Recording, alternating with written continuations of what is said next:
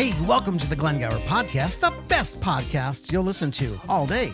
Sponsored by Mission Blueprint. Hey, welcome back to the show, everybody. So good to be with you. Dennis, you're looking good again. Dude, I'm just trying to keep up with you. Did you work out this morning? Oh, like a boss. You did not. Oh, yes. Did you really? Oh, yes. Oh, good for you. I got to get back to the waist. But listen, we have this predicament that a good friend of mine was in. You notice how he glazed over that? If I have a gift, it's really changing conversations fast. I can change them faster than anybody else. For listeners out there, and half the time, I let you know I'm changing it on purpose. So there's no, you know what I'm saying? I do. By the way, how is, anyway, so let's move on. Listeners, buckle up. Yes, listen, ladies and gentlemen, situation. Okay. We're in a tough world. Ever since homosexual marriage was made legal, only God knows how that happened. Are you sure it was God? God had nothing to do with it. Okay, there we go. Only he knows how that happened. Okay, though. touche.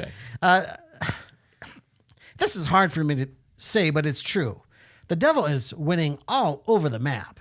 And ladies and gentlemen, if you want to refute that, show me. Yeah, we had a Roe v. Wade win a year ago. But it's been a tough world. I mean, our whole life we're in a battle, and you grow up in this battle, and the older you get, the more you realize, oh my gosh, everyone's screwed up. How did everybody get so screwed up? And then you realize I'm pretty screwed up myself, and so you hold on, or you start moving towards truth, which is a person named Jesus. He is the key to this whole thing, and then you realize you're entangled in all these situations. Well, it got worse when President 44 got in office, and we had some issue with, can homosexuality, which still up to 1970 was some sort of mental disorder or condition, can now homosexuals get married? Do they have the right to get married? And we're in this predicament. Now, because of the Supreme Court decision, again, only God knows how that happened,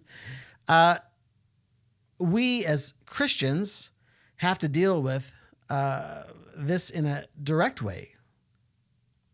Here's what happened. Okay. A friend of mine up in northern South Dakota, I think the family knew the niece was probably lesbian.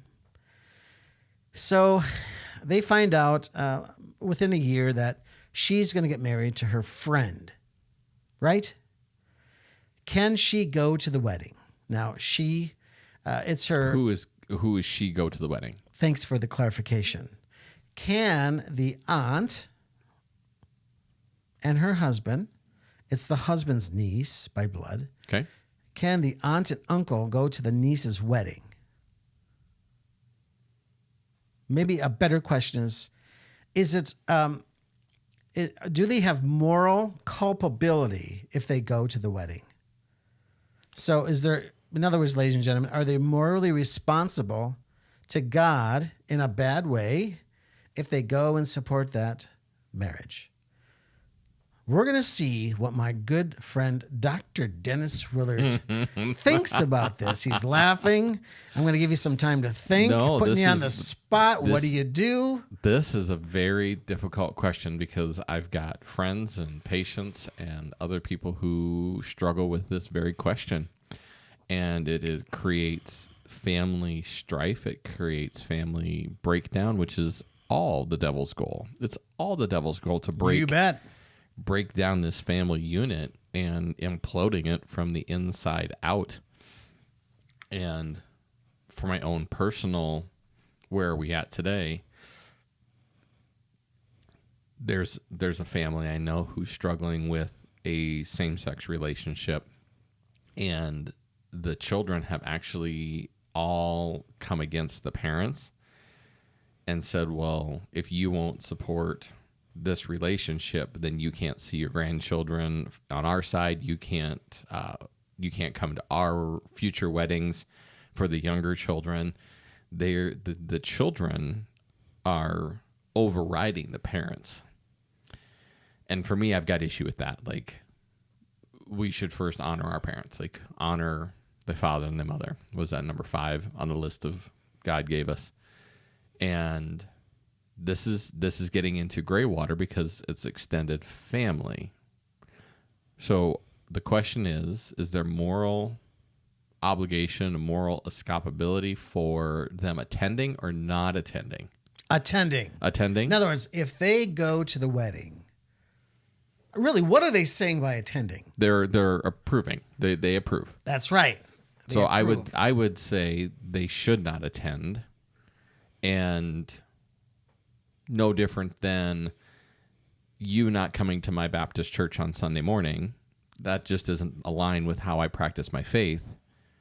That's what I would tell the niece, is that just doesn't align with what I believe. It's a little different than me going to your Baptist church, but I think I agree with what you're saying overall. I mean, because I would go to your church. Sure, but I you would wouldn't still be- go to my church as well. right, but you wouldn't become a Baptist, No, and you're not going to switch sides. no. But would you even entertain that idea? Maybe I'd go to hear your pastor, but I'm not going to switch faith. This is something different. Yeah, this is endorsing and condoning a lifestyle that I think God has given us good and clear direction. Ladies and gentlemen, what do you think? I'm gonna say something in a few minutes, and I want your comments to what I say, because some of you are gonna love it, some of you are gonna hate it. I love it. You're gonna love it. Okay. Yeah, so I We'll would see. I would tell them to pray about it, but whatever that answer comes back being, stand firmly on it and be there. And it's okay. It's okay to disagree about how to live life, lifestyle, those things, especially when it comes down to moral character. And you have to just stand where you stand, and that's standing in what you believe. And if you don't know what you believe, then err on the side of caution. Do you go to the wedding? No, You don't go to the wedding. no. Okay. I like it. Okay. What would you do? Before I answer that question, Okay. I like it. who's causing the division? The devil. Okay, primarily, yes, of course. He's always causing division. Mm-hmm. But take the devil, you can't take him out of it, but what humans are causing the division? Well, that's going to come down to the couple. Okay, stop. The couple. Which couple? The niece and her significant other. Yes, they're the ones causing the division. Correct. Because they are stepping into immoral behavior. Arrangement. I don't care what humans think about the law is. There's a higher law. God's law is the highest of all. And listen, I've heard Catholics try to tell me that God is pro-homosexuals. Have you heard of Sodom and Gomorrah? No. Have you heard? Have you read the scriptures? Have you read Leviticus? Have you read the New Testament? He is not. Go to John 19. It's pretty clear. Male and female. Jesus was pushed on this question of marriage. He said, how was it in the beginning? Male and female. God made man, then woman. Well, and they had a marriage. Adam and Eve were married. Read the text. It doesn't use the word marriage. Well, look what happens. They were married, and then they had children. The fruit of their marriage was children, right? Homosexuals, you too can never do that, make a baby. Lesbians, you too can never share your love in so much you have fruit called children, ever. Well, I can get pregnant from another woman's egg or from another man's sperm, but not the love between, woman and woman and man, ever. Correct. So you're the ones that are causing the division, not us. We are on God's side, the side of truth.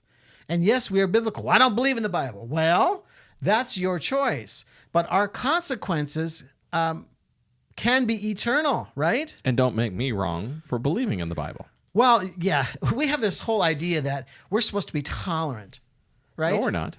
Yeah. Well, Christians, we're not. Right? Where You beat me to it. You beat me to it again. We're not supposed to be tolerant. No, there's no place in history where tolerance wins. We didn't tolerate Germany marching through Europe and then everyone speaking German. We didn't tolerate that. We didn't tolerate. I mean, we're seeing toleration in our society right now. We're tolerating Russia invading Ukraine.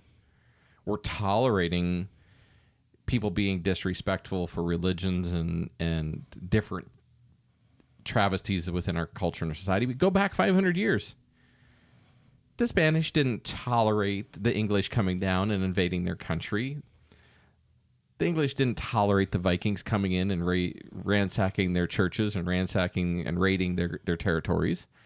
No place in time in history does toleration win. Tolerance does not win. Stop tolerating. Christians are supposed to tolerate everybody else. No, I think it's ridiculous. I think Jordan Peterson says it really good. What's he say? He said that men should be terrifying, but learn temperament. That at any point in time, we could take up an arm, we could take up our sword and defend our family, defend what we believe, but we learn temperance and discernment of when to bring out the intolerance. So the answer is no. You cannot go to that wedding. Are you going to attend? No, that's my answer. The answer is no. You cannot attend a lesbian wedding. You cannot attend a homosexual wedding. You cannot attend a wedding where they're in adultery. Okay, so for this scenario, the uncle and the aunt, is it just no, zero attending? Or do you rationalize the decision to the couple and say, on these grounds, we will pray for you, but we cannot attend? Or do you just leave it simply a no? Well, what you should do and what I do sometimes are two That's why I'm asking. things. I know. I had a situation where I approached this person that I know very well. This couple. This is my situation. Okay. There wasn't a situation where there was an adulterous marriage. In other words, in the Catholic Church, you have to get an annulment, which simply says God did not put you two together in the beginning. You put yourselves together. You didn't pray. You lived together. You got pregnant out of wedlock, and you shouldn't have gotten married, right? Mm-hmm. So you should have made a better choice. So I don't attend that wedding. Okay. Why? Because you're committing adultery, and I cannot support that. Get it straightened out. Just like homosexuals and lesbians, straighten it out. Straighten your lives out. Reform. So no, I'm not attending any of those situations. None of them. And if you want to marry a dog, I'm not going to that wedding either. I'm not coming. I'm not going to go. And you cannot. Now, mothers-in-laws. What if I identify as a dog? Yeah, mother-in-laws and fathers-in-laws. You also create division by shaming those sons or sons-in-laws, daughters or daughters-in-laws who refuse to participate in immorality. You are also, by cooperation, there's formal and informal cooperation. You're also cooperating with this evil. Collaborating. Collaborating is fine. Use that word. Yeah, you're collaborating with the division, with the anxiety, with the religious and marital order of things. Yeah, it's as simple as, listen, if this was my daughter, this is what I would say to her. I love you more than I love myself. And because of that love for you, I cannot attend this abomination.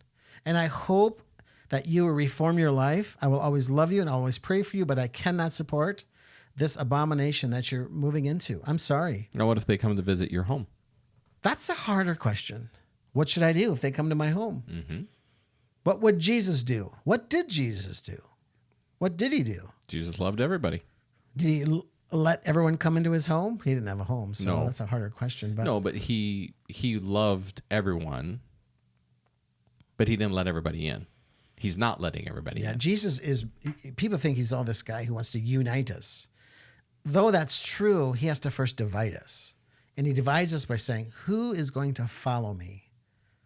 Well, right? As John the Baptist said, the one that follows me will separate the chaff from the grain and will burn the chaff and fire so hot. Something to that effect. But Jesus came and showed us love, that, hey, first we have to love each other before we hate each other. And I love that you're a sinner, because I am too. And we both have our own stumbling blocks, and we have our own immoralities that we deal with and that we have to overcome. It isn't as obvious or blatant or in the face as a same-sex marriage, but we have our imperfections in Christ's eyes. We've got our own hurdles to go over and to get there. I want to surround myself with people who are on that same journey to be cleansed and to be forgiven and to be saved at the end of my time. I don't need any more baggage to carry. So that's where I would be at with it, of if I had someone coming to my home in a situation like this, I would just have to say respectfully, because of how I'm raising my children and the influences I want around my children, I can't have you stay here. Yeah, that's for me too. That's my answer right now. I'm going to think about this some more, but you cannot come into my house because you bring this. Abomination is a strong word, but that's really what it is. It is. You bring this into my house, and you if you're wearing a beautiful white dress and you walk through a coal mine, you're going to get dirty. Mm-hmm. That's the answer. Right. That's the analogy my wife gave me. And that's the analogy my wife shared with her friend. No, you cannot attend the wedding. And I like it in the sense of being on a lake. The lake is calm and pristine at sunrise, and you simply throw a rock across it. The water is forever disturbed for a long time. And if our children's minds are at peace and calm in a state of peaceful understanding as we're raising them, to bring that level of influence or impact into it really destabilizes and upsets that nice calm water that we're trying to create. Because kids are trying to process where and how they belong in the world. And there might be some out here that'll call that we're just brainwashing our kids. We're not letting them experience life. They got their whole lives to experience life. Be like little children is what Christ asks us to be. Kids aren't confused about who they are. Little children are not confused about what their role is in loving each other. Watch 3-year-olds go play. 4-year-olds. They don't have any judgment about who they're playing in the sandbox next to. They just will fight over a toy or share a toy or hug on each other or play with each other. There's not an evil word that is said between small children. And there's no confusion about who they are. It's only when we get all of this other garbage in our brain that we start to lose our poop. And we're losing our poop, ladies and gentlemen. It is a poop show. Recap. So, as Christians, we are biblical people. The unity of the Old and the New Testament, they're unified. You cannot, it's an abomination in God's eyes to act this way. That's point number one. Point number two, who's causing the division other than Lucifer? It's the couple that are getting married. That's right. You are projecting your immorality upon your whole family. That is in heterosexual relationships. And asking them to tolerate that behavior. That's right. Set your morals aside and just love me. And if all of these family members would unite and say, we love you, we can't participate in this wedding. That's what should be done. That's what should be done. That's what's not happening because moms feel bad and dads feel bad and we should just support them. Well, you can support them, but don't go to the wedding. You could say, I love you, but you can't bring him or her into my house. Does Christ feel bad for you when you sin? Does Christ feel bad? Well, he already knows you're going to sin before you do it. So, no, he doesn't feel bad for you. He doesn't feel bad. No. So why are parents feeling bad for their children? Because they want them to be happy. They want them to... But Christ, there's no place in the Bible that said God said we should be happy. Thank you. And just like I love this from the U.S. Constitution. Our forefathers were so brilliant. God, I just love them. What does the preamble say? I learned that in 6th, 7th grade. I have no idea. Okay. It says something about in order to the right establish to pursue life, liberty, and the pursuit of happiness. Right. Not life, liberty, and happiness. Not guaranteed life, guaranteed prosperity, but to pursue happiness without encumbrance. Okay. Like that's just brilliant. Like go do your thing, but don't expect me to change what I believe to make you happy. You're pursuing your own happiness, good, bad, or otherwise in Christ's eyes. You do you, but don't make me wrong for me doing me. Here's my final point, and then I'll give you the last word. Ladies and gentlemen, you have that weird look in your... Ladies and gentlemen, your sons or daughters may be entering into hell by this decision. Do you want to be a part of that? Do you really want to be a part of that? No. The answer is no. And if they enter hell, this is for eternity. You can't go back and redo. You can't go back and say, I'm sorry about that. I screwed up. Can I get into heaven? No, it's over. I mean, it's over. So you cannot participate. I know this sounds harsh to some of you, but suck it up. It's God's way. It's not our way. It's always his way. He has the best recipe to be a fulfilled, joyful Christian. I didn't say happy, but some of you may be happy in this life. That's my final word. You got it. But I couldn't end it any better. How many of our listeners live in houses so big each of their children have their own room and a living room so spacious that they could all be together? And where does everybody spend their time? Into their technology, into their own space. They go to their own separate room. Yet we build these houses and these places that are our palaces here on earth, and has nothing in compared to what's waiting for us when we leave. And if you're so focused about how you feel here and about making your children happy or appeasing your children or appeasing your nieces, your nephews, stop. Just stop. Search your heart. Have some moral backbone. And then don't engage if you don't need to. Just stand where you stand and let your actions speak. You don't have to be confrontational. You don't have to be on one side of the coin or the other. Just be the light in a dark place and let it be. You don't have to make it tumultuous. Mom's mad at the son for not attending.